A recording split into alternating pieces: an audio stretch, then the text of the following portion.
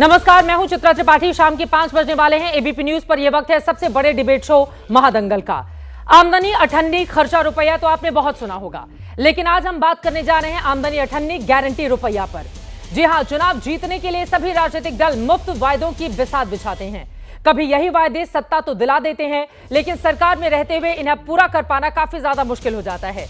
ऐसी खबर कर्नाटका से आज सामने आई है, जिस वक्त कांग्रेस महाराष्ट्र और झारखंड में 5 गारंटी की घोषणा करने जा रही है।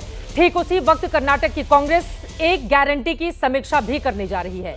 लेकिन कर्नाटका पहुंचे कांग्रेस अध्यक्ष मल्लिकार्जुन खड़गे ने कैमरे पर ही सरकार को कटघरे में खड़ा कर दिया। कहा, वादों को पूरा करो और वायदे पूरा नहीं कर सकते तो फिर कहते क्यों हो। मुफ्त योजनाओं पर सुप्रीम कोर्ट से लेकर पीएम मोदी कई बार सवाल खड़े कर चुके हैं, लेकिन यह पहली बार है जब कोई अपनी ही सरकार पर इस तरह के सवाल खड़े कर रहा है, वो भी अपनी ही पार्टी के बड़े नेताओं के सामने। दरअसल बीते 10 सालों में आम आदमी पार्टी ने दिल्ली में मुफ्त योजनाओं का ऐसा मॉडल खड़ा किया जिसे बीजेपी और कांग्रेस भेद नहीं पाई। पंजाब में भी आम आदमी पार्टी का यह दांव काम आ गया। सियासी वेंटिलेटर पर मौजूद कांग्रेस भी गारंटी का नाम देकर मुफ्त योजनाओं के रास्ते निकल पड़ी। कहीं नाकामी मिली तो कहीं कामयाबी भी हासिल हुई, लेकिन कांग्रेस के लिए चुनावी कामयाबी अब सियासी मुश्किलों का सबब बन रही है। ऐसे वक्त में जब महाराष्ट्र और झारखंड में चुनाव हैं, क्या कांग्रेस गारंटी जारी रखेगी या फिर गारंटी पर यू टर्न ले लेगी, ये बड़ा सवाल बना हुआ है। आपको बताते चलें, चाहे हिमाचल प्रदेश हो, हमने हाल ही में देखा हिमाचल प्रदेश में किस तरह से सैलरी देने तक में सरकार के पसीने छूटते हुए नजर आए, जिसके बाद हिमाचल प्रदेश की सरकार को लेकर कई तरह के सवाल खड़े हुए। वहां से कर्नाटका में 5 गारंटी की बात कही गई थी कांग्रेस पार्टी की ओर से चुनावों में। उसका पूरा करने के लिए पूरा जोर शोर से कांग्रेस पार्टी ने प्रचार प्रसार भी किया। कर्नाटक में सरकार बनी, लेकिन फिर उन 5 में से एक गारंटी जो बहनों को लेकर है, जो कर्नाटका में फ्री में बस में यात्रा करती हैं, इसको लेकर सरकार समीक्षा कर रही है, जिसको लेकर मल्लिकार्जुन खड़गे की ओर से सीधे ये निर्देश दिए गए कि अगर आपका बजट अलाउ नहीं करता है तो फिर इस तरह के वादे आप करने क्यों कर जाते हो, क्योंकि कर्नाटका का ही मॉडल दिखाकर महाराष्ट्र और झारखंड में भी कांग्रेस पार्टी इसी तरह के कुछ वादे करने लोगों के बीच जा रही है। ऐसे में कर्नाटका अगर अपने आप को बैक करेगा कुछ वादों पर तो उसका सीधा असर महाराष्ट्र पर भी पड़ेगा, झारखंड पर भी पड़ेगा। यही कारण रहा कि खड़गे ने खरी खरी सुनाई। हालांकि उनके नेताओं की ओर से, चाहे वो चीफ मिनिस्टर हो या फिर डिप्टी सीएम हो, बार बार ये कहा गया कि नहीं, हम तो समीक्षा करने की बात कर रहे हैं। लेकिन बात समीक्षा से आगे की बढ़ गई है। अब मल्लिकार्जुन खड़गे की ओर से अपने नेताओं को नसीहत दी गई, जिसके बाद भारतीय जनता पार्टी हमलावर हो गई है और यह कहा है कि गारंटी वारंटी को लेकर जो बातें कांग्रेस पार्टी की ओर से कही गई हैं, क्या कांग्रेस और कांग्रेस पार्टी के बड़े नेता मल्लिकार्जुन खड़गे और राहुल गांधी इस बात को लेकर माफी मांगेंगे? ये बड़ा सवाल बना हुआ है। इन तमाम सवालों के जवाब हम टटोलेंगे, लेकिन उसके पहले खास मेहमान हमारे साथ मौजूद हैं। उनके साथ चर्चा की हम शुरुआत करते हैं। आपको बताते चलें, सुश्री बेन इस वक्त हमारे साथ मौजूद हैं। सीधे उनका रुख करते हुए सुश्री बेन, सबसे पहले तो मैं आपसे जानना चाहूंगी, ये जो मल्लिकार्जुन खड़गे की ओर से बातें कही गई हैं, क्या समझ में आ रहा है? इस पर फंस गई है कांग्रेस पार्टी अपने ही वायदों के जाल में?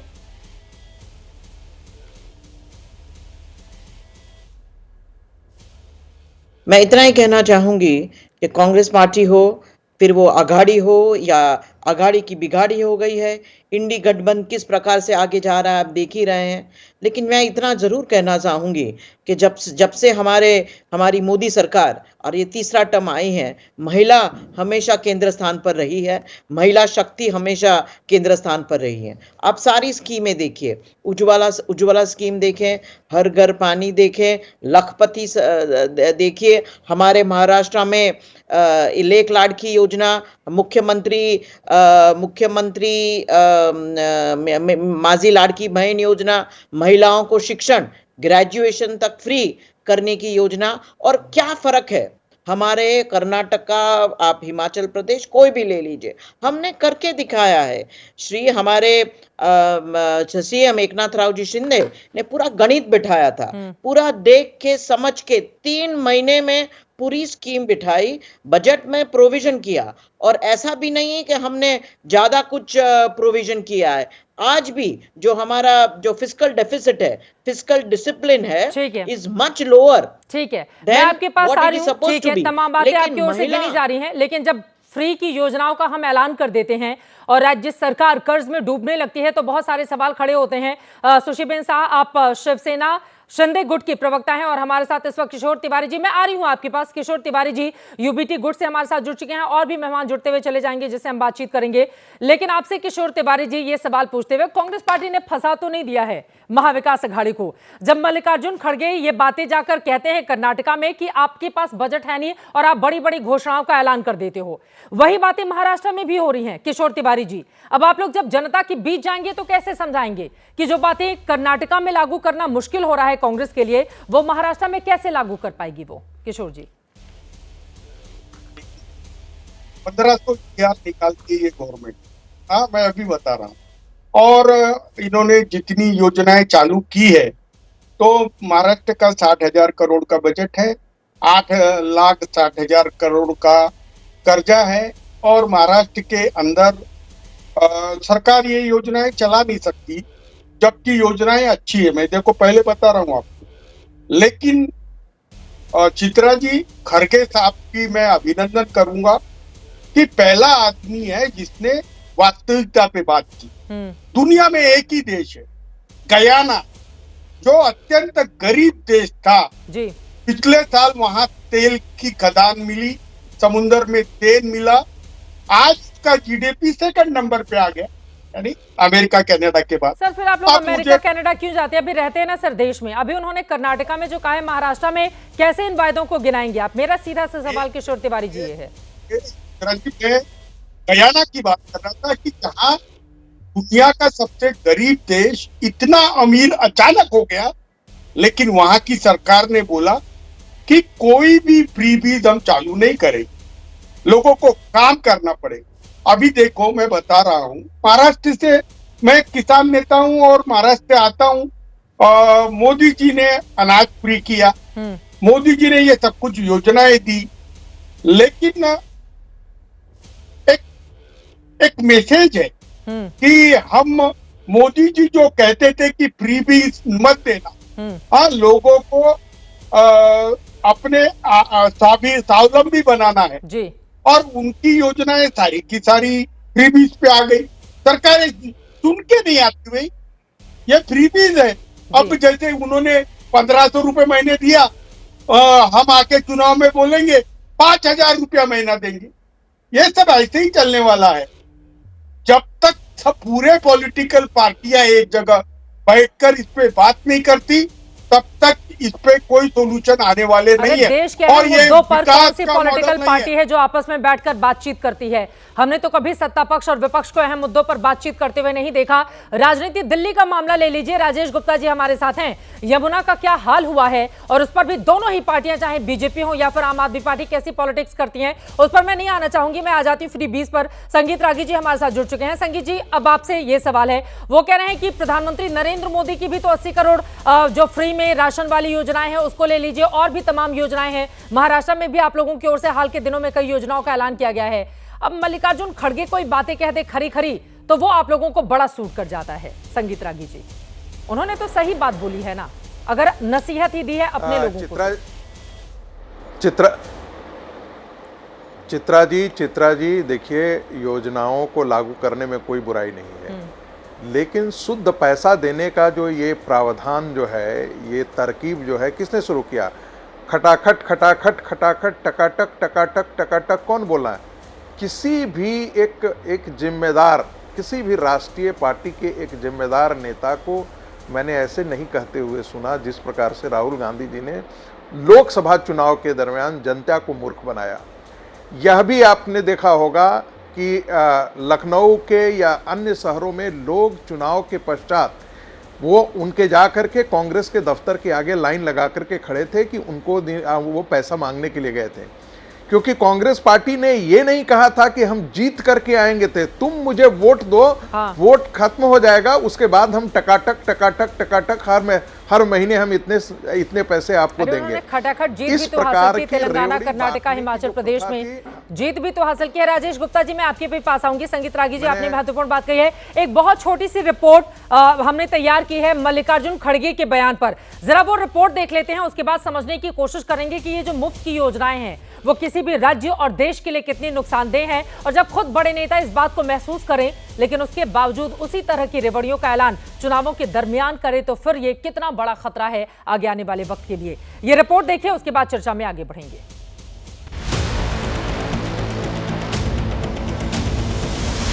रविवार को कांग्रेस अध्यक्ष मल्लिकार्जुन खड़गे ने सरदार पटेल की जयंती और इंदिरा गांधी की बरसी पर दोनों को याद करते हुए फूल अर्पित किए, लेकिन जैसे ही उन्होंने माइक संभाला उनके मुंह से शोले बरसने लगे। साथ में बैठे सीएम और डिप्टी सीएम बगले झांकने लगे, क्योंकि खड़गे के निशाने पर बीजेपी नहीं बल्कि कर्नाटक की कांग्रेस की सरकार ही थी।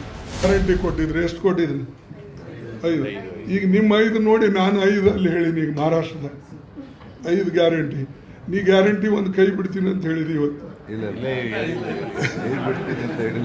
ನೀವು ಓದ್ತಿಲ್ಲಪ್ಪ ಪೇಪರ್ಗಳು, ನಾವು ಪೇಪರ್ನಾಗ ಬಂದಿದ್ದು ನೋಡ್ತೇವೆ. ಸೊ ಇರ್ಲಿ ಅದಕ್ಕೆ ಬಂದಿದೆ ಇವತ್ತು ಪೇಪರ್ನಲ್ಲಿ. ಆಯ್ತು ಕೇಳಿ, ಪರಿಷ್ಕರಣೆ ಮಾಡ್ತೀವಿ ಕ್ರಿಯೇಟ್ ಮಾಡಿದ್ರಲ್ಲ, ಬೇರೆಯವ್ರು ಹೇಳ ಅವರಿಗೆ ಒಂದು ಒಳ್ಳೇದಾಯ್ತಲ್ಲ. कर्नाटक की जिस गारंटी के जरिए कांग्रेस महाराष्ट्र का किला जीतने की तैयारी में है, उसका पोस्टमार्टम खुद कांग्रेस अध्यक्ष मल्लिकार्जुन खड़गे ने कर दिया। कर्नाटक सरकार 5 गारंटी में से एक सखी प्रोग्राम को वापस लेने की सोच रही है। इस वायदे के जरिए महिलाएं कर्नाटक में कहीं भी बस से मुफ्त का सफर कर सकती हैं। फैसले की समीक्षा की खबर सामने आई तो कांग्रेस अध्यक्ष ने 2 टूक कह दिया, उतना ही बोलो जितना पूरा कर सकते हो। 5, 6, 10, 20 ಹೇಳಕ್ಕೆ ಹೋಗಬೇಡಿ. ನಿಮ್ಮಲ್ಲಿ ಏನು ಬಜೆಟ್ ಇದೆ ಆ ಬಜೆಟ್ ತಕ್ಕಂತೆ ಗ್ಯಾರಂಟಿಗಳು ಕೊಡಿ. ಇಲ್ಲ ಬಜೆಟ್ ಬಿಟ್ಟು ನೀವು ಗ್ಯಾರಂಟಿಗಳು ಕೊಟ್ಟರೆ ಇಲ್ಲಿ ದಿವಾಳಿ ಎದ್ದು ಹೋಗ್ತದೆ. ಈಗ ಒಂದು ಬಟ್ಟಿ ಮಣ್ಣು ಹಾಕಕ್ಕೆ ಸಡಕ್ ಮ್ಯಾಗಿಲ್ಲ, ಇದು ಇಲ್ಲ, ಎಲ್ಲರೂ ನಿಮ್ಮ ಮೇಲೆ ಬೀಳ್ತಾರೆ. ಆಮೇಲೆ ಈ ಸರ್ಕಾರ ಫೇಲ್ ಆದರೆ ಮುಂದಿನ ಜನರೇಷನ್ಗೆ ಏನು ಇಟ್ಟು ಹೋಗಲ್ಲ. एकजुटता दिवस पर कर्नाटक कांग्रेस की अनेकता सामने आई तो बीजेपी ने भी कैमरे पर आने में देरी नहीं की। लगे हाथ बीजेपी सांसद रविशंकर प्रसाद ने कांग्रेस से माफी की गारंटी मांग ली। खड़गे साहब, कृपया करके आप देश से माफी मांगिए, और राहुल गांधी हम आपसे भी आग्रह करेंगे, आप भी माफी मांगिए। क्या तेलंगाना, क्या कर्नाटका और क्या हिमाचल, वहां की जनता की आंखों में आपने धूल झोंका, तो कृपया करके आने वाले चुनाव में वहां की जनता भी समझे इस बात को। पहले पूछें इस घोषणा का आधार क्या है, बताओ करोगे कि नहीं करोगे। कांग्रेस की गारंटी पर संग्राम ऐसे वक्त छिड़ा जब महाराष्ट्र और झारखंड में विधानसभा के चुनाव होने हैं।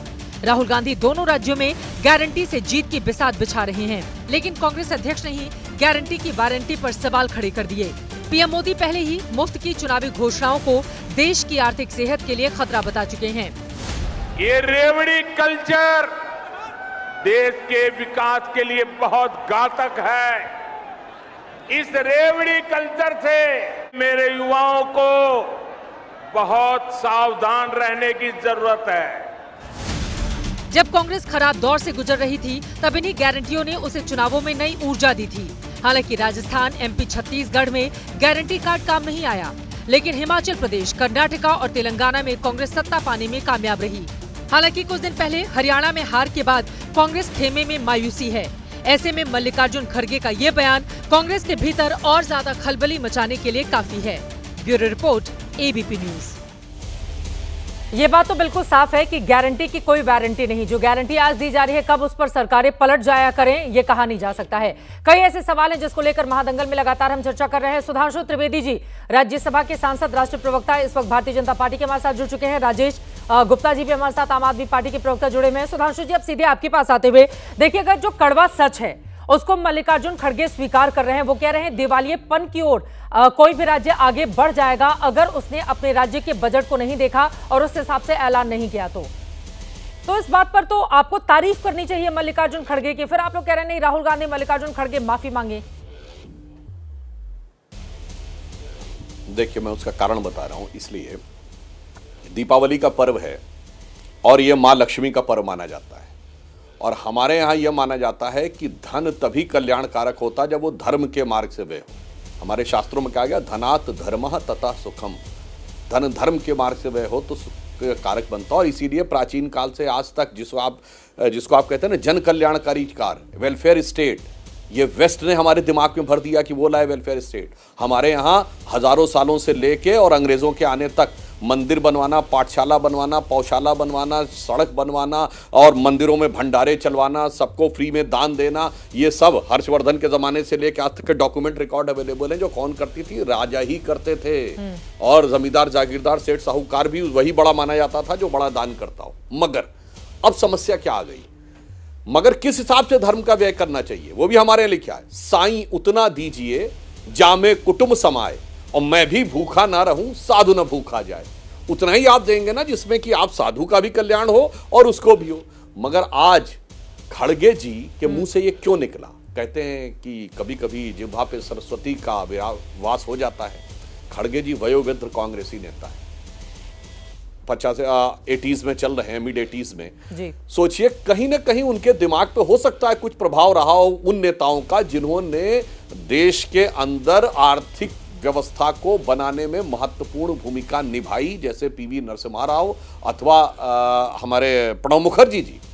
अब जब से कांग्रेस अर्बन नक्सल्स के प्रभाव में आ गई, उसके बाद से ऐसी विध्वंसक बातें करने लगी है जो अपेरेंटली देखने में तो ऐसी लगती हैं कि ये तो बड़ी कल्याणकारी हैं। यानी जैसे रावण आता है माता सीता का हरण करने के लिए साधु का वेश बनाकर। मैं सिर्फ एक उदाहरण देकर अपनी बात खत्म करना चाहूंगा, तब आपको तिवारी जी बेहतर समझ में आएगा। अभी हाल में संपन्न लोकसभा चुनाव में कांग्रेस ने क्या कहा था? ये 8,500 खटाखट वाली जो योजना थी ना, कि हर परिवार की एक महिला को 1 लाख रुपया देंगे।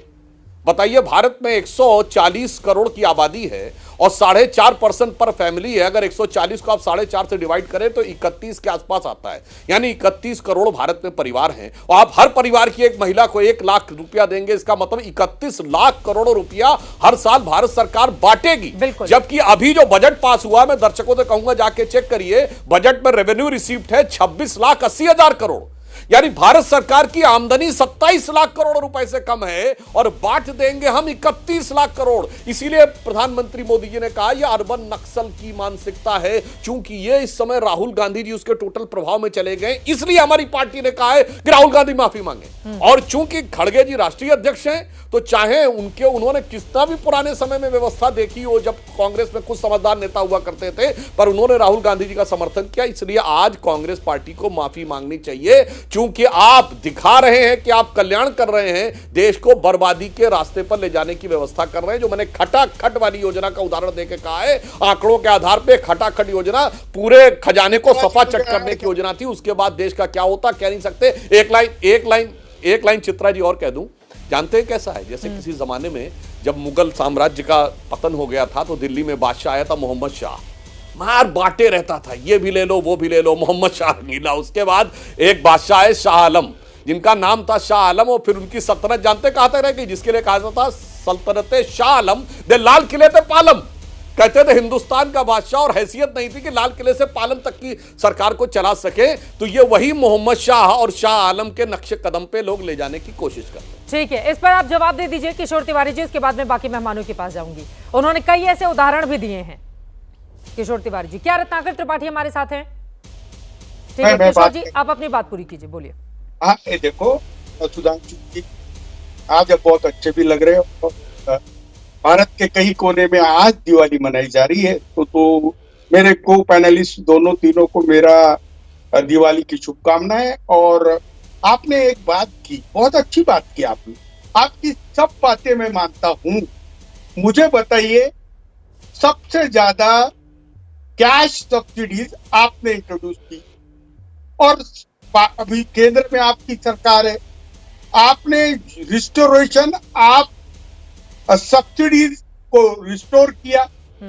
और मुझे बताइए, आप महाराष्ट्र के अंदर जो 1500 GR आए और जो रेवड़ियां बांटी गई, उसके समर्थन में हो क्या? खड़गे साहब ने तो स्पष्ट बोला कि कमाई है नहीं और बांटेंगे कहां? देखो, इससे दिवालियापन आ जाता है। अभी तुम राजनीति मत करो कि राहुल गांधी झूठ बोल रहे थे।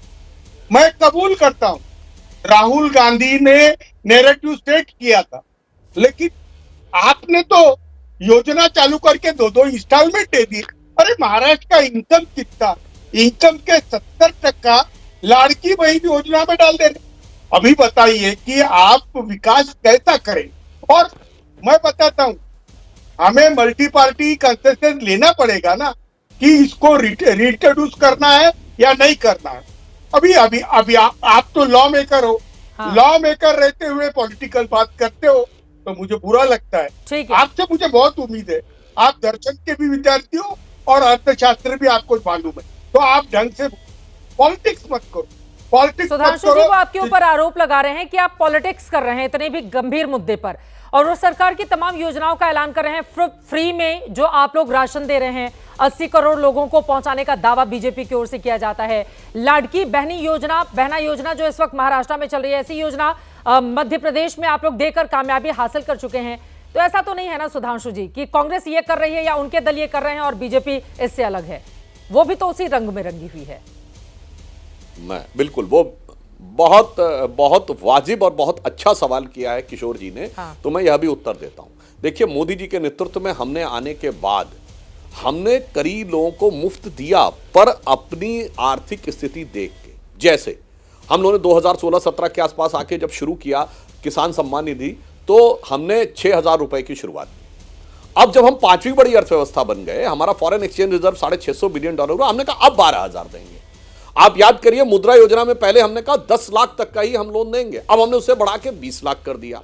आयुष्मान भारत योजना पहले हमने कवर की तो सबको नहीं कहा, रेवड़ी बांटना उसे कहते हैं कि दिमाग पर लगाओ, कह दो सबको दे देंगे ना, 50 करोड़ जो गरीब है उनको देंगे।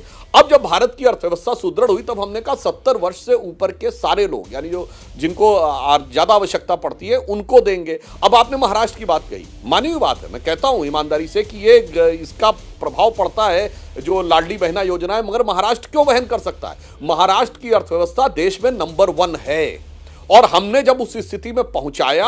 अब मैं एक उदाहरण देना चाहता हूं, कोई दर्शक जाके चेक कर ले, कर्नाटक में जब हमारी सरकार थी 2021-22 में, तो जो इन्वेस्टमेंट था आ रहा था वो 1,63,000 करोड़ का आया है, और अब वो घटकर कांग्रेस सरकार में पिछले वर्ष में 54,000 करोड़ का आ गया है। तब महाराष्ट्र को पीछे छोड़ दिया था कर्नाटक में, अब फिर महाराष्ट्र नीचे हो गया था, फिर कर्नाटक ऊपर है। तो चूंकि जब हम ये व्यवस्था कर लेते हैं, यानी मोदी जी ये कहते हैं कि जिस समय आपको लगे कि अब धीरे धीरे हमारी आर्थिक ताकत बढ़ रही है, तो उसका जो लाभ है वो समाज के निचले वर्ग तक पहुंचाने का ऐसा ही आम आदमी पार्टी दिल्ली में कर रही है क्या सुधांशु जी? के रूप में बताया। हाँ, आपकी बात राजेश बिल्कुल जी सही के पास मुझे जाना है, लेकिन उसके पहले क्या ऐसा ही दिल्ली में आम आदमी पार्टी की सरकार कर रही है इसी फॉर्मूले पर? सुधांशु जी, मैं सिर्फ एक ही बात बताना चाहता हूं, दिल्ली जल बोर्ड किस स्थिति में था आम आदमी पार्टी की सरकार आने से पहले? हमारी सरकार नहीं थी, शीला दीक्षित जी की सरकार थी। अब संभवतः 74,000 करोड़ के घाटे में है। यही समस्या है, और मैं दर्शकों से कहता हूं, आम आदमी पार्टी का जो चुनाव घोषणा पत्र गुजरात चुनाव का था, उसे जाके चेक कर ले। गुजरात के कुल बजट का 2 से 2.5 गुना, मतलब जैसे अभी किशोर तिवारी जी ने कहा कि 70% दिए दे रहे हैं, यानी 70% नहीं, 250% तक इन्होंने अनाउंस कर दिया था, ये भी दे देंगे, वो भी दे देंगे, वो भी दे देंगे। इसीलिए मैंने कहा, जो मोदी जी ने कहा, ये अर्बन नक्सल मानसिकता है। राजेश गुप्ता जी, उनकी बातों पर आप जवाब दीजिए, क्योंकि दिल्ली में आप लोग एक मॉडल लेकर आए जिसको कई राज्यों की ओर से फॉलो किया गया, लेकिन आज देखिए मल्लिकार्जुन खड़गे अपने राज्य के मुख्यमंत्री को क्या समझा रहे हैं कि ऐसे तो राज्य दिवालियापन का शिकार हो जाएगा, दिवालिया हो जाएगा। राजेश गुप्ता जी, अब दिल्ली में चुनाव होने वाले हैं, वहां चुनावी दहलीज पर हम लोग खड़े हैं, क्या है फिर इसका फॉर्मूला? और उनके आरोपों पर भी जवाब। राजेश जी। चित्रा जी, आपको दीपावली की और आने वाले सभी त्योहारों की, भैया दूज की बहुत बहुत शुभकामनाएं सभी पैनलिस्ट को और सभी दर्शकों को। देखो, मुझे ऐसा लगता है कि जो मोदी जी ने तोहफा दिया है 62 रुपए सिलेंडर के रेट बढ़ा के, मुझे लगता है ये डिबेट थोड़ा सा चीज को छुपाने के लिए हो रही है, क्योंकि 62 रुपए सिलेंडर के बढ़ गए और ये बताना चाहते हैं कि हमने इसलिए बढ़ा दिए क्योंकि पीछे से सिलेंडर महंगा हो गया था। 62 रुपए कम नहीं होते, ये यहाँ पे गाल बजाने से कुछ नहीं होता। एक कहावत मैं भी सुधांशु जी के लिए कह देता हूँ कि नाच ना जाने और आंगन टेढ़ा। अरे जब तुमसे सरकार चलाई नहीं जाती, इतनी बातें क्यों करते हो भाई? तुम कहते हो कि तुमने बजट बढ़ा दिया, तब कर दिया। सुधांशु जी, दिल्ली का बजट जब हमने पहली बार सरकार बनाई तो 30,000 करोड़ था, आज 77,000 करोड़ है। हमने 30,000 करोड़ के बजट में कह दिया था कि बिजली हाफ और पानी माफ। उसके बाद में जितनी हम योजनाएं लेके आए हैं, वो आपका नीति आयोग कहता है कि दिल्ली की सरकार प्रॉफिट में। सुधांशु जी, मैं नहीं कह रहा, नीति आयोग कहता है, जो भारत सरकार के लिए काम करता है, उसका ये कहना है कि दिल्ली की सरकार प्रॉफिट में काम करती है। ये मैं तो नहीं कह रहा। दूसरा, आपने बताया कि भाई ये फ्रीबीज नहीं देनी चाहिए। आपने बता दिया कि आप बहुत सारे स्टेट्स में देते हैं और आप बार बार अनाउंस भी करते रहते हैं चीज को, उसके ऊपर आप सरकार भी बना रहे हैं जी। दूसरी बात सर, आप अपने दोस्तों का राइट ऑफ कर दोगे लोन करोड़ों रुपए का उन उद्योगपतियों का, तो कोई दिक्कत नहीं है। किसी गरीब को 200 रुपए दे दो तो आपके पेट में दर्द है, क्यों भाई? गरीब को नहीं दोगे, लेकिन उद्योगपति आएंगे, आपसे सस्ती जमीन लेंगे, आप दे दोगे, है ना, चाहे SEZ के नाम पे दोगे चाहे कैसे दोगे। उसके बाद में लोन लोगे, वो भाग जाएंगे, देश छोड़ छोड़ के भाग जाते हैं, आप उन्हें पकड़ नहीं पाते। उसके बाद में उनका लोन आप राइट ऑफ करते रहते हो जो यहीं पे काम कर रहे हैं, तब आप कुछ नहीं कहते। तो सब लगता है कि दिल्ली की सरकार तो प्रॉफिट में है सर। आपने कहा था संभवतः जलबोर्ड घाटे में है, मैं कह रहा हूं गारंटीड घाटे में नहीं है। अब आप कह रहे हो कि मेरे पास 4 बैंक अकाउंट है, एक में आपने देख लिया कि इसमें कम पैसे दिखाई दे रहे हैं, सर मेरे 3 बैंक अकाउंट और भी है, तो जलबोर्ड कोई घाटे में नहीं है। दिल्ली सरकार अपने तरीके से अपने काम को कर रही है। जो स्कीम दिल्ली में जलबोर्ड में लागू है वो अब से नहीं है सर, 2013 से लागू कर दी थी हमने, जब हमारी सरकार का 30,000 करोड़ बजट था। पंजाब के आज आंकड़े दिखा 70,000 करोड़ है। इसके ठीक है, बावजूद क्योंकि क्या कार्यक्रम केंद्र के सरकार शुरू होने में के ही बाद राजेश जी, कार्यक्रम के शुरू में ही आपने कहा कि इसके दाम इतने बढ़ा दिए गए हैं, तो उसको छिपाने के लिए ये डिबेट आयोजित की गई है। मुझे लगता है कि चैनल पर इस तरह की टिप्पणी से आप लोगों को बचना चाहिए। जरा पंजाब के आंकड़े लाइए आप स्क्रीन के सामने। पंजाब की जो हालत है 2024 के आंकड़े में आपके सामने रखूंगी, और पंजाब आप ही का राज्य है जिसको लेकर आप लोग बढ़ चढ़कर आगे बढ़ते हैं। वहां पर सरकार के ऊपर कितना कर्ज है? 3,51,000 करोड़ का कर्ज है, और यहां पर हम दिखा रहे हैं कि क्या स्थिति है। ये आंकड़े राजेश गुप्ता जी, तो छिपाने का काम हम नहीं करते हैं, छिपाने का काम आप लोगों की ओर से किया जाता है। आप इस पर टिप्पणी कर दीजिए, उसके बाद सुधांशु जी से मैं इस पर जवाब ले लूंगी जो आपने गरीबों को लेकर आरोप लगाए हैं। चित्रा जी, हाँ। मैं दे देता हूँ चित्रा जी। देखिए, पंजाब की सरकार में अभी जो बदलाव और सुधार होने शुरू हुए हैं, उसमें थोड़ा तो समय लगेगा ना एक स्टेट के अंदर। लेकिन मैंने जो चैनल के ऊपर कोई टिप्पणी नहीं करी। हाँ। मैंने सिर्फ इतना कहा कि 62 रुपए देखिए बढ़े, ये तो आपके हेडलाइन में होना चाहिए। हाँ, मैं आप पे कभी टिप्पणी नहीं करता। नहीं राजेश गुप्ता जी, ये बहुत गलत बात है राजेश जी। मुझे लगता है कि चैनल की हेडलाइन क्या होनी चाहिए ये किसी राजनीतिक पार्टी का प्रवक्ता तय नहीं करेगा। हम लोग सक्षम हैं, एक सेकंड राजेश जी, हम लोग सक्षम हैं अपने चैनल की हेडलाइन तय करने के लिए। मुझे लगता है मुद्दे पर बात करें राजेश गुप्ता जी, मुद्दे पर बात करें, उसके बाद हम लोग कहीं जाएंगे। मुझे लगता है कि ये फालतू की बात हो, ये गलत बात हो जाएगी सर, गलत बात हो जाएगी। राजेश गुप्ता जी, पूरा देश देख रहा है। अगर एक प्रवक्ता ये बताएगा कि चैनल को क्या हेडलाइन तय करनी चाहिए, सर आप ही के ऊपर सवाल खड़े होंगे। प्लीज उस पर नहीं जाते हुए मुद्दे पर आते, प्लीज सर राजेश जी, मुद्दे पर बोलिए। अच्छा, मुझे अपनी बात रखने का तो अधिकार है। मैं बड़ी विनम्रता से अपनी बात मैंने अपनी रखी, आप एक्सेप्ट ना कीजिए, कोई दिक्कत नहीं है। मुझे धमकाइए तो ना, मैं तो बड़े प्यार से कह रहा हूं। धमकी नहीं मुझे दे रही हूं, मैं आपको बता रही हूं कि कोई प्रवक्ता इस चैनल की हेडलाइन तय नहीं करेगा। कोई भी प्रवक्ता इस चैनल की हेडलाइन तय नहीं करेगा राजेश गुप्ता, बस ये बताना चाह रही थी। और इस बारे में अब आगे बात नहीं होगी, मुद्दे पर बात करते हैं। मुद्दे पर आपका अधिकार है, हाँ बिल्कुल, वो हमारा अधिकार है, हमारा ही रहेगा, वो किसी और को अधिकार नहीं दिया जाएगा। मैंने अपनी बात रखी। मेरा ये कहना है कि बीजेपी के लिए नाच न जाने आंगन टेढ़ा। ठीक है, बोलिए सुधांशु जी। वो कह रहे हैं नाच ना आवे आंगन टेढ़ा, और गरीबों को लेकर अगर कुछ योजनाओं का ऐलान आम आदमी पार्टी की सरकार कर देती है दिल्ली में, तो फिर आप लोगों को दिक्कत होने लगती है। बोलिए सुधांशु जी। आम आदमी पार्टी किसके इशारों पे नाचती है, इसे देश को समझना चाहिए। अभी ये बोल रहे हैं कि पंजाब में अभी सत्ता बदली है, वक्त लगेगा। महोदय 2.5 साल से ऊपर हो चुका। फरवरी 2022 में आप सत्ता में आए थे और अब हम आ गए नवंबर 2024 में, और वाकई क्या दिखा है। कानून व्यवस्था ध्वस्त होने से लेके और भारत विरोधी शक्तियों ने जो तांडव दिखाना शुरू किया है, वो नाच नहीं है, वो नृत्य नहीं है महोदय, वो तांडव दिखाई पड़ रहा है। और कोई दर्शक जाके चेक कर ले, उससे पहले तो हमारी सरकार नहीं, कांग्रेस सरकार थी, उस समय पंजाब में कितना बिजनेस का इन्वेस्टमेंट आ रहा था और इस समय कितना इन्वेस्टमेंट आ रहा है। अब जो आपने दिल्ली का जवाब दिया, उस पर मैं बताना चाहता हूं दर्शकों से, इनका षड्यंत्र समझिए। इन्होंने बिजली का बिल माफ किया था, वो बिजली का बिल माफ आपको तो दिखाने के लिए किया था, क्योंकि सबके पास 0 रीडिंग का बिजली का बिल आता है। होना यह चाहिए कि बिजली की बिल का अमाउंट लिखा होना चाहिए, फिर लिखा होना चाहिए राइट ऑफ। अब 0 में क्या होता है कि वो बिल 500 का था, 1000 का था, या कितना बिल बना के पेमेंट किसको किया जा रहा है, इनसे पूछिए। प्राइवेट कंपनी के पास है ना बिजली का डिस्ट्रीब्यूशन, तो वो जा रहा है प्राइवेट कंपनी के पास पेमेंट, और उसमें घोटाले को लेकर आपत्ति भी हुई है और जांच की शुरुआत भी हुई है। मैं दर्शकों को बता देना चाहता हूं, देखिए साहब, इसमें क्या है, 0 बिल बनाइए। अब पता ही नहीं किसी को, उसने शायद 1000 रुपए की बिजली यूज की होगी और उसके बिल के नाम पे 2000 रुपए का बिल फाड़ के कंपनी को दे दिया गया होगा। ये थी अंडरस्टैंडिंग। इसलिए बिजली कंपनी के बोर्ड पर जो 3 सरकारी अधिकारी होते थे, उनको हटाकर आम आदमी पार्टी ने अपने नेताओं को उनके बोर्ड पर रख दिया। इसीलिए कह रहे हैं नाच तो बहुत गहरा नाच लेते हैं मान्यवर आप, मगर अब जनता समझदार होने लगी है आपके नाच का अर्थ समझने के लिए। राजेश गुप्ता जी, मैं जवाब दे दूं? बोलिए बोलिए। अब मुझे सुधांशु जी, आज 1 अप्रैल नहीं है भाई मेरे, आज 1 नवंबर है। बिजली का बिल शायद आपने ना कभी देखा ना कभी भरा, मैं समझ सकता हूँ, आप बड़े आदमी हैं। बिजली का बिल देखिएगा, पिछले 6 महीने की रीडिंग नीचे लिखी हुई होती है, उस रीडिंग के बाद में लिखा होता है कि कितना बिल आया और नीचे लिखा होता है माइनस करके। मैं दिखा दूंगा, कभी मिलिएगा, आप तो मेरे बड़े भाई हैं, कभी मैं दिखा दूंगा। आप थोड़ा कांग्रेस पे आप ज्यादा मेहरबान है सुधांशु जी। पहले आपने नरसिम्हा राव जी की तारीफ कर दी, अब आपने कहा हमसे पहले पंजाब में कांग्रेस की सरकार बड़ी अच्छी थी। कुछ खिचड़ी अलग ही पक रही है मुझे लगता है, आज किसी अलग बूढ़े पे सुधांशु जी बैठे हैं और कांग्रेस की बड़ी तारीफ कर रहे हैं। भाई मुझे मालूम है डर हमसे ज्यादा है, क्योंकि हम तेजी से बढ़ रहे हैं, हमारे तो लग रहा है कि भाई हमारी सरकारें तेजी से बढ़ रही है, संगठन बढ़ रहा है, मैं समझ सकता हूँ। लेकिन कांग्रेस की इतनी तारीफ, ये तो आज मुझे लगता है कोई अलग ही मोड में भाई साहब बैठे हुए हैं।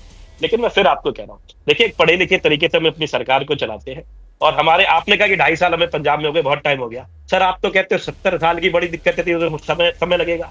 10 साल सरकार में रहने के बाद में आपने कहा हिंदुस्तान में 70 साल में कुछ नहीं हुआ, हमें और समय चाहिए उसे ठीक करने के लिए। तो सुधांशु मेरे भाई, आप, मैं फिर कह रहा हूँ मेरे बड़े भाई हैं, चीजों को समझिए। इन चीजों को जनता समझ चुकी है, दिल्ली की जनता, पंजाब की जनता या देश की जनता इस बात को जानती है कि ये सब बेकार की बातें हैं। हम लोग जिनके लिए काम करते हो आप जनता है। आप ही का नारा था कि नीचे के अंतिम में खड़े हुए अंतिम व्यक्ति तक फायदा पहुंचे, हम पहुंचा रहे हैं सर, आप सिर्फ बातें कर रहे हो। और आप जानते हो फायदे को हम पहुंचा रहे हैं उन लोगों को जिनकी जरूरत है, उनको फायदा पहुंचाना चाहिए। सरकार इसीलिए होती है, इसको भगवान ने थोड़ा कम दिया है, उसको सरकार थोड़ा दे, सबको बराबर लाना है, सबको बढ़ने का। ठीक है, बोलिए, दिवाली मनाने दीजिए। ठीक है, ठीक है। बस एक लाइन, राजेश जी ने पढ़े लिखे की बात कही, तो मैं सारे दर्शकों से कहता हूं जाके पढ़िए और लिखिए। मैंने किसी की तारीफ नहीं की। इनकी सरकार आने से पहले पंजाब में कितना इन्वेस्टमेंट आ रहा था और अब कितना इन्वेस्टमेंट आ रहा है। और आपने कहा आम आदमी तक आप कल्याण पहुंचा रहे हैं। पूरे देश को पता है कि आपकी इकलौती सरकार है दुनिया में, शायद दुनिया में होगी, देश तो छोड़िए, जो पौवे के बदले 1 पौवा फ्री देती थी। दारू का दरिया बहा दिया था, एक दारू के पौवे के बदले में दूसरा पौवा फ्री, एक बोतल के बदले में दूसरा बोतल फ्री। और क्या गजब काम किया था, वो सारा कमीशन घटा के उनको दे के। इसलिए वो सबको पता है कौन कल्याणकारी राज्य है और कौन आत्म कल्याणकारी राज्य है, वो सारे दर्शकों को पता है। अब किशोर तिवारी जी इतने स्माइल करते हैं कैमरे पर कि पता करना मुश्किल हो रहा है कि वो समर्थन कर रहे हैं, विरोध कर रहे हैं। संगीत रागी जी, मैं फौरन आपके पास आऊंगी, लेकिन रत्नाकर त्रिपाठी जी, आपसे एक टिप्पणी रत्नाकर जी को दिखाइए आप। रत्नाकर जी, मल्लिकार्जुन खड़गे जब ये कहते हैं कि कर्नाटक की 5 गारंटी देखकर मैंने महाराष्ट्र में 5 गारंटी की घोषणा कर दी, लेकिन आपने एक गारंटी कहा खत्म कर देंगे। मैंने अखबार में पढ़ा है सखी प्रोग्राम वापस लेने की जो बात हो रही है, आप लोगों के लिए क्या ये गले की फांस नहीं बन रहा है रत्नाकर त्रिपाठी जी? या तो जितना बजट हो उसके हिसाब से आप लोग वायदा करें, और अगर वादा कर दिया है तो उसको निभाएं, क्योंकि जनता को भ्रम में रखकर चुनाव जीतना और उसके बाद अपने वायदे से पलट जाना, क्या मौजूदा परिस्थिति इस तरह की नहीं बन गई है रत्नाकर जी?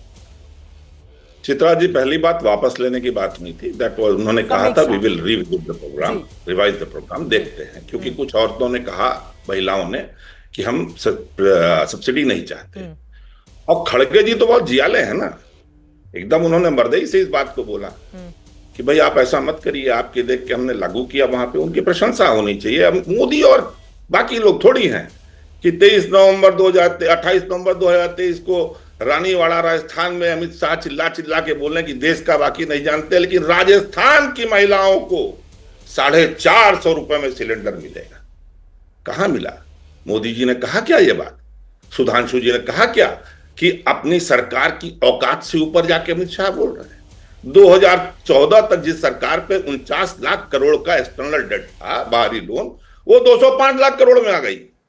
10 साल 11 साल बीतते बीतते, और कह रहे हैं हम पैसा कमा रहे हैं। और बेचारे इतने जल्दीबाजी में है कि श्लोक भी गलत बोल जाते हैं, धर्म से धन आना चाहिए। नहीं सरकार, धर्म से धन तो आता ही है।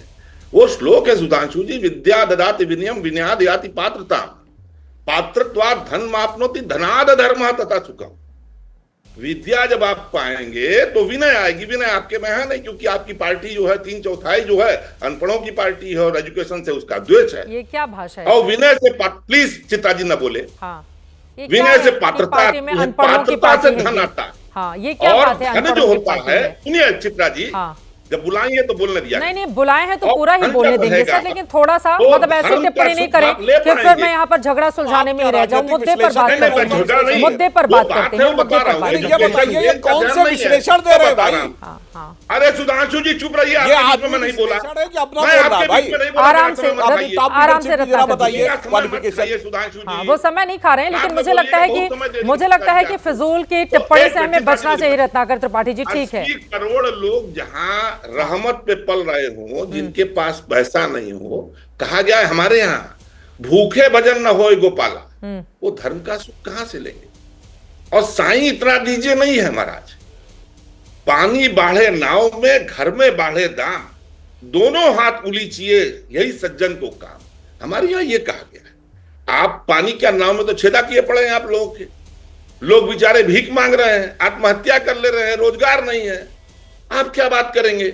आप बता रहे हैं, हमने तो बोला ना, बड़ा अच्छा किया आपने कि मान लिया कि आप सरकार ने अगर राइट ऑफ लिखा तो माफ किया, नहीं तो आपके पूज्य और स्वर्गीय अरुण जेटली जी तो कह रहे थे पार्लियामेंट में कि नहीं नहीं नहीं नहीं, ऐसा नहीं है। राइट ऑफ जब उन्होंने अपना बैंकों का खाता सुधारने के लिए लाखों करोड़ जब राइट ऑफ किए, कहा हमने बट्टे खाते डाल दिए।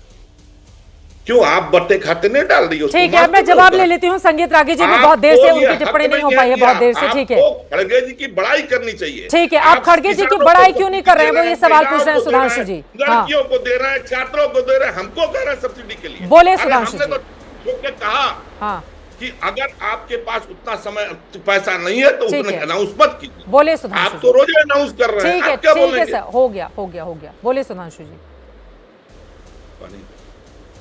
देखिए, मुझे लगता है कि शब्दों की मर्यादा ध्यान रखनी चाहिए रत्नाकर जी को, और फिर अगर आना है तो कांग्रेस प्रवक्ता लगा के आइए। ये मुखौटा क्यों लगा के आते राजनीतिक प्रवक्ता नहीं होता, खुल के नहीं बोलिए। आता। मगर आप क्या होता है धोखा देना जनता को। मैं उदाहरण के लिए बताना चाहता हूँ, जो राइट ऑफ की बात कही गई वो बिल्कुल राइट ऑफ ही है, उसमें किसी को माफ नहीं किया गया। मगर मैं दर्शकों को बताना चाहता हूँ, अरे क्यों काहे बीच में बोल रहे हैं भाई?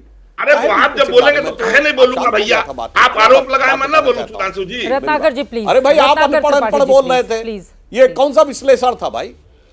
रत्नाकर, कौन सा विश्लेषण? आप सुनिए, मैं बताना चाहता हूं। देखिए, देश को धोखा देना क्या होता है, मैं बताना चाहता हूं। धोखा देना क्या होता है भाई रत्नाकर जी? ये गरीबी हटाओ का नारा कब दिया गया था? 1970 में। इसके द्वारा जिसको आप लोग अपनी सबसे शक्तिशाली प्रधानमंत्री मानते हैं, मुझे लगता है अपनी अपनी बारी में बोलेंगे, ऐसे दोनों लोग बोलेंगे, ये तरीका नहीं हो सकता है। प्लीज रत्नाकर जी, रत्नाकर त्रिपाठी जी प्लीज, आपसे गुजारिश है, ये तरीका नहीं हो सकता है सर डिबेट का, ये तरीका नहीं हो सकता है। सुधांशु जी से भी कहनी चाहिए थी ना जब मैं बोल रहा था मैडम। रत्नाकर जी वो नहीं बोल रहे थे, पर रत्नाकर त्रिपाठी जी मुझे लग रहा है कि थोड़ा आप ज्यादा कर रहे हैं, है ना सर? अब बस मैं आपसे आखिरी बार गुजारिश कर रही हूँ, रत्नाकर त्रिपाठी जी आपसे आखिरी बार मैं गुजारिश कर रही हूँ, अगर आपको लग रहा है कि सारे लोग अनपढ़ ही हैं, सर बहुत सालों से किसकी सरकार थी और अगर बहुत सारे लोग बड़े बड़े हुए, ठीक है, तो उस समय अगर परिस्थितियां पढ़ाई लिखाई की नहीं थी तो इस बारे में आपको भी सोचना चाहिए। लेकिन मुझे लगता है कि अनपढ़, सर एक सेकंड सर, रत्नाकर जी एक सेकंड, रत्नाकर जी एक सेकंड, और किसी की भी पढ़ाई लिखाई ना उसके घर की परिस्थितियों पर भी बहुत ज्यादा निर्भर होती है। व्यक्तिगत टिप्पणी करके please please Ratnakar ji, please Ratnakar ji, please Ratnakar ji, आप होंगे करोड़पति अरबपति, जो गरीब बच्चे हैं उनकी किस तरह की स्थिति रही पढ़ाई लिखाई के मामले में बताने की जरूरत धन्यवाद मैडम, मुझे किसी भी पार्टी। एक सेकंड सर रत्नाकर जी, मुझे लग रहा है कि आप बेवजह की फिजूल की टिप्पणी कर रहे हैं और उनको अपनी बात कहने दीजिए। संगीत रागी भी विंडो में है, बहुत देर से उनकी बात नहीं हो पाई। बोलिए, आप अपनी बात पूरी कीजिए, फिर संगीत जी मैं आ रही हूँ। रत्नाकर जी, एक लाइन में कह देना चाहता हूं, रत्नाकर जी, सबकी किस्मत में वो नहीं होता है कि 100 साल पहले जवाहरलाल नेहरू की तरह चांदी का चम्मच नहीं, सोने का चम्मच मुंह में लेके पैदा हुए थे। और जब ऑक्सफोर्ड में पढ़ने के लिए जाते थे, कैम्ब्रिज में, तो चारों गेटों पे एक एक शोफर ड्रिवन गाड़ी खड़ी रहती थी, वो सबके पास। उसके बाद बताइए कौन सा पीएचडी किया है इंजीनियरिंग में कि मेडिकल में पीएचडी करके बैठे हुए हैं उनके आपके कुल गौरव जो हैं। खैर, अब मुद्दे की बात करता हूं। ये बताइए, गरीबी हटाओ का नारा दिया गया 1970 में इंदिरा जी के द्वारा। सबसे शक्तिशाली प्रधानमंत्री कांग्रेस उनको मानता है। और 2013 में सोनिया गांधी जी ने कहा कि अब हम फूड फॉर सिक्योरिटी देंगे, क्योंकि इस देश में 2/3 लोग ऐसे जिनके पास 2 जून का खाने का खाना नहीं है। 70 से 2013 43 साल में 37 साल इनकी सरकार रही और 6 साल हमारी सरकार रही। बस मुझे लगता है ये उदाहरण पर्याप्त है कि कौन गरीबों को भ्रम में रख के सत्ता पाता आप है लोन और लेके कौन खिलाएंगे। यथार्थ में उनके लिए करता है। और मोदी जी के 10 साल के अंदर 29 करोड़ लोग एक्सट्रीम पॉवर्टी से बाहर आए और आज स्थिति है जिसपे कोई किंतु परंतु नहीं, 84 करोड़ लोगों के हाथ में स्मार्टफोन है, 1 अरब से लोगों के हाथ में इंटरनेट कनेक्शन है। इसका मतलब उनकी स्थिति इस लायक हुई है कि वो स्मार्टफोन रख सके, इंटरनेट कनेक्शन रख सके। 8.5 करोड़ लोगों के पास ऑटोमोबाइल है, यानी कोई ना कोई 2 व्हीलर या 4 व्हीलर है। वो सब आंकड़े बहुत सारे जो हम दे सकते हैं। इसलिए ये अंतर होता है 43 साल तक मूर्ख बनाना जनता को और 10 साल में यथार्थ काम। हाँ, मैं मौका दूंगी संगीत रागी जी की टिप्पणी नहीं हो पाई है बहुत देर से, एक टिप्पणी उनकी भी ले लेती हूँ। संगीत रागी जी, क्या विकास के लिए धीमा जहर बन चुका है ये जो रेवड़ी कल्चर है और सारी पार्टियां इसके शिकार हैं, जनता को भ्रम में डालती हैं, झूठ बोलती हैं, झूठा वादा करती हैं? निश्चित तौर पर ये इसकी शुरुआत जो है जयललिता जी ने तमिलनाडु की राजनीति में शुरुआत किया था, टेलीविज़न देना और तमाम चीज़ें देना। फिर उत्तर प्रदेश में समाजवादी पार्टी ने शुरू किया और जो राजेश गुप्ता जी की आम आदमी पार्टी हो तो रेवड़ी कल्चर पर ही निर्भर है। अभी राजेश गुप्ता जी कह रहे थे कि हमारा सरप्लस बजट है, उनको वो जानकारी ले लें कि 64,000 करोड़ का उनका रिसिप्ट है और 71,000 करोड़ रुपए का एक्सपेंडिचर है, तो अभी भी डेफिसिट बजटिंग में चल रहे हैं। एक समय था जब दिल्ली की सरकार और झारखंड की सरकार जो होती थी वो सरप्लस बजट में काम किया करती थी। आज वो डेफिसिट है, वो बेशक डेफिसिट थोड़ा सा कम हुआ। तीसरी बात मैं बिल्कुल ये कहना चाहता हूँ कि रत्नाकर जी जब कहते हैं, टिप्पणी करते हैं कि इतने लोग गरीबी पे हैं, तो वो मूलतः कांग्रेस पार्टी पे ही गवर्नेंस पर वो टिप्पणी कर रहे होते हैं। उन्हीं की जब सरकार थी जो जिसके कहा जाता था 3% और 4% ग्रोथ रेट हुआ था, जिसे हिंदू ग्रोथ रेट कहा जाता था। चौथी बात, उन्होंने अनपढ़ की बात कही, तो हाँ बिल्कुल उन्होंने इस देश को अनपढ़ रहा और कांग्रेस के पतन, राजनीतिक पतन और भारत की शिक्षा व्यवस्था में बढ़ोतरी, दोनों के बीच में एक अन्योन्याश्रय संबंध है। जब कांग्रेस पार्टी 12% जो है वो ग्रॉस इनरोलमेंट रेशियो था, gross enrolment ratio higher education में 12% जिस पार्टी ने 54 साल तक शासन किया हो, तो आप समझ सकते हैं कि इस गांव को, इस शहर को कितना गंवार इस पार्टी ने बना करके रखा, अनपढ़ बना करके रखा। और यही कारण है कि आपने देखा होगा कि कहा जाता था भारतीय जनता पार्टी को कि वो शहरों की पार्टी है। शहरों की पार्टी इसलिए क्योंकि शिक्षित लोग जो है वो भारतीय जनता पार्टी या भारतीय जनसंघ के साथ शुरू से हुआ करते थे। आज भारतीय जनता पार्टी गांव से लेकर के शहर से लेकर के गांव तक पहुंच गई है। ये उनके लिए समस्या है। आप बेशक ये तंज कस लीजिए कि पढ़े लिखे लोगों की पार्टी नहीं है, लेकिन एक समय ऐसा था और आज भी ये बात है कि भारतीय जनता पार्टी के पढ़े लिखों की ही पार्टी मानी जाती है। और कांग्रेस के युवराज के बारे में तो ज़रूर टिप्पणी करना चाहूँगा। कौन सी ऐसी उनके पास शिक्षा है भाई? श्रीमती सोनिया गांधी जी के पास कौन सी शिक्षा है जिनके बारे में आप लोग भूरी भूरी इतनी बड़ी प्रशंसा किए चलते हैं? मुझे लगता है कि ये बात बहुत साफ है। 10 सेकंड में अपनी बात खत्म करूंगा। ये भारत की अर्थव्यवस्था को खोखला बना देगा। और कहते हैं ना कि भारतीय जनता पार्टी भी कर रही है, बिल्कुल कर रही है। और इसलिए कर रही है क्योंकि इन्होंने जब जिसके कहते हैं फुटबॉल मैच में यदि आप फॉल खेलना शुरू कर देंगे तो दूसरा पार्टी ऐसा नहीं करेगा तो वो खुद ही बर्बाद हो जाएगा। इसलिए भारतीय जनता पार्टी के लिए ये मजबूरी बना दे रहे हैं कि इस प्रकार की योजनाओं को लेकर के आए। नहीं तो आप देखेंगे कि प्रधानमंत्री जी इस चुनाव में भी 2024 के चुनाव से पहले का भी भारतीय जनता पार्टी का आप मैनिफेस्टो पढ़ लीजिए, कोई भी लोक लुभावन नारों के साथ भारतीय जनता पार्टी नहीं गई थी।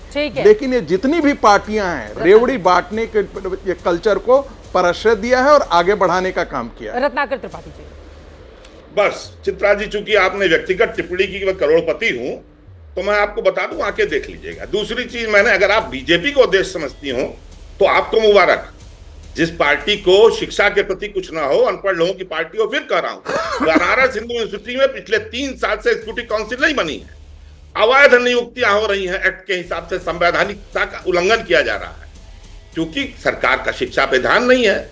और मैं आपको सीधे सीधे इस बात को बता दूं, माननीय जिन्हें आप युवराज कर रहे हैं, किसको कर रहे हैं मुझे नहीं पता। अगर आप राहुल गांधी के बारे में कह रहे, सोनिया जी की बात कर रहे हैं, आपने मनमोहन सिंह प्रणब मुखर्जी को तो देखा ना। और माननीय रागी जी और माननीय त्रिवेदी जी, लोग तब भी जाते थे बाहर पढ़ने। राम मनोहर लोहिया खरपति नहीं थे, और नहीं Jayprakash Narayan. University of England, university of Edinburgh, इस जगह पढ़ के लोग आए हैं। तो इस बात को आप छोड़ दीजिए, हमने नहीं किया। हमने तो 2014 तक सिर्फ 49 लाख करोड़ लोन लिया। भले आप 3% हिंदू इकोनॉमी बोल दें, आपने लोन ले लेके इस देश की जनता को नीचे इतना कर दिया है ना कि जब आप, सरकार तो आपकी जानी ही है, जब जाएगी तो लोगों के बाल बाल गिरवी रहेंगे। आप नंगा नाच कर रहे हैं इस समय, इस चीज का, रेवड़ी बांटने का, अपने सपनों को पूरा करने का, देश के सपनों को नहीं। बताइए ना कि 10 साल में 167 लाख करोड़ लोन कैसे बढ़ गया? आपने विकास के नाम पे लिया है। अरे विकास के नाम पे हमारे यहाँ चल रही है वो ऊपर वाली ट्रेन जो चलने वाली है, गंडोला, 5 साल हो गया नहीं हुई। 14 साल 12 साल में आपकी बुलेट ट्रेन नहीं चली जिसके लिए आपने लोन लिया हुआ। ठीक है, आप देश की जनता को बता रहे हैं कि हम लोन ले। मैं जल्दी से जवाब ले लेती हूँ सुधांशु जी। आपने इस देश की अर्थव्यवस्था को नष्ट करके रख दिया है, ये मुझे दुख है।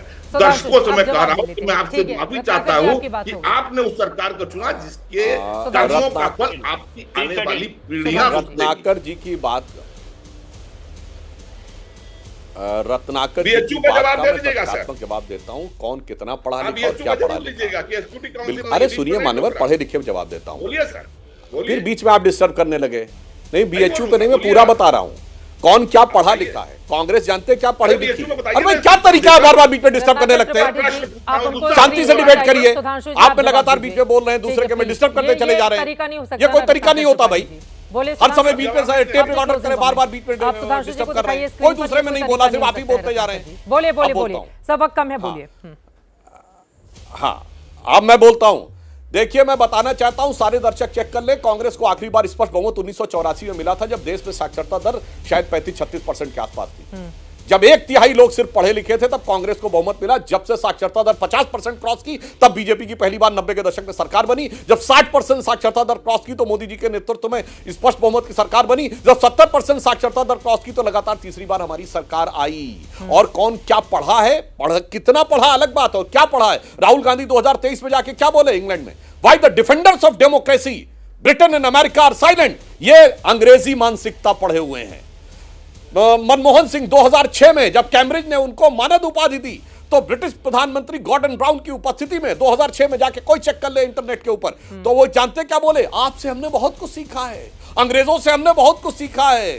तो ये पढ़े हैं दिमाग में। और इसीलिए 16 मई 2014 को हमारी सरकार आने के बाद 18 मई 2014 को द संडे गार्डियन अखबार जो लंदन ने अपने एडिटोरियल में लिखा था कि 16th of May 2014 should be known in Indian history as the day on which Britishers finally left India.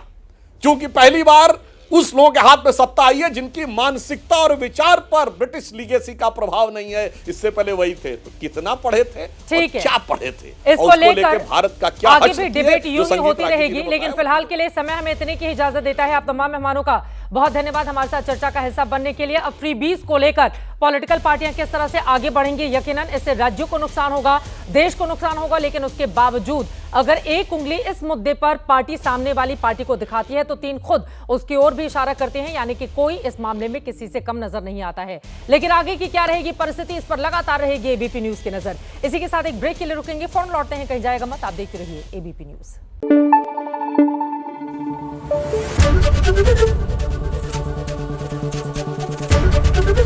ABP news आपको रखे आगे।